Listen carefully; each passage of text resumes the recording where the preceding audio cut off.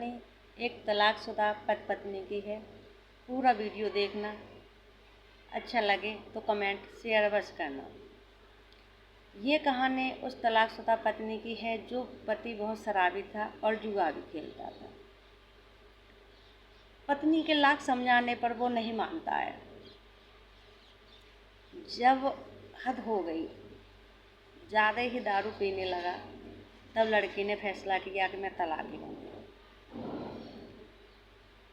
दारू इतनी पीता था कि अपनी ज़मीन भी बेच के उसने आधी खर्च कर दी, और तब भी पत्नी समझाती रही, नहीं समझा तो लड़की ने फिर यही अपनाया और उसे मारता भी बहुत था। क्या करे बेचारी, फिर तो कदम उठाएगी। तो उसने तलाक का नोटिस जारी करवाया। धीरे धीरे केस चलता रहा और लास्ट में फैसला हो ही गया।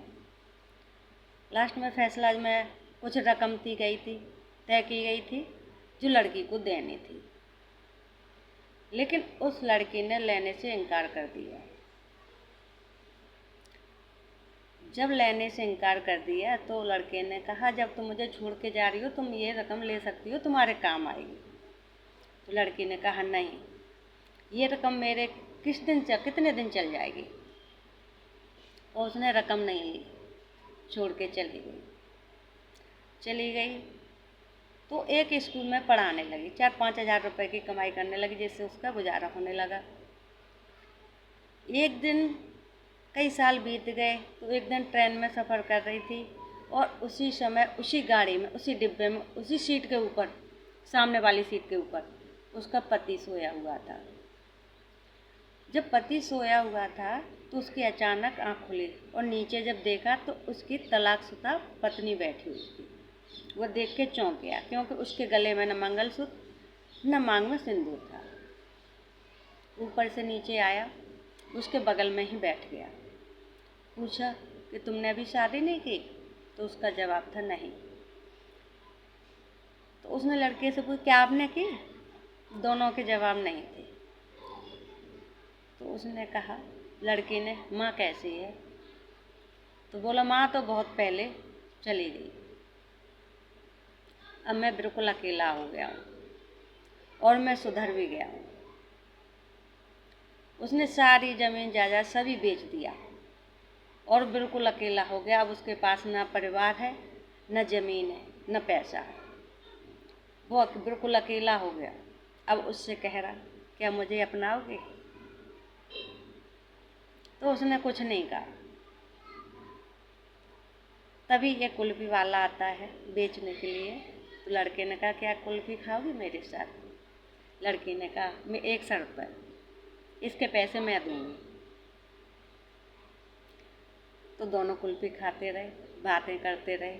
बातें करते करते टाइम पता ही नहीं चला कब बीत गया। दोनों का तलाक हो गया, लेकिन फिर भी दिल में प्यार था दोनों के। क्योंकि दिल के रिश्ते होते हैं ना, तो जल्दी से टूटते नहीं। अलग भले ही हो जाए, लेकिन रिश्ते ख़त्म नहीं होते हैं। जब दोनों का सफ़र ख़त्म हुआ तो उन्होंने अपना अपना रास्ता चुन लिया।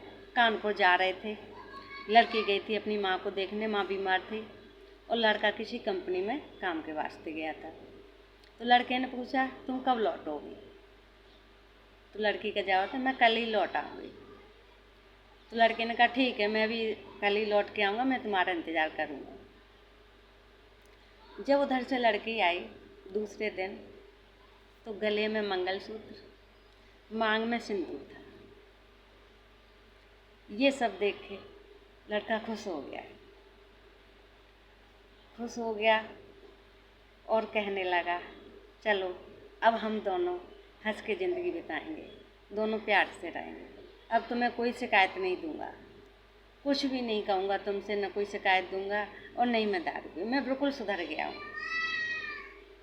तो लड़की के क्या जवाब थे पता है? अब तो सब कुछ ख़त्म ही हो गया है, तो अब सब बेच के जब सुधर गए तो अब क्या फ़ायदा है।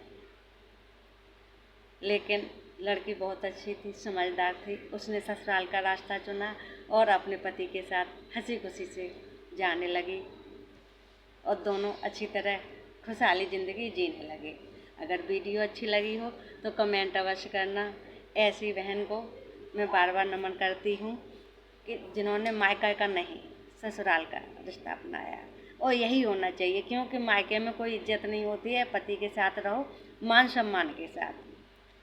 देर से सुधरा लेकिन सुधर गया, तो बहुत अच्छा किया बहन। आप भी ऐसा ही करना। अगर किसी संकट में फंसे हो तो आप अपना ससुराल का ही रास्ता चुनना।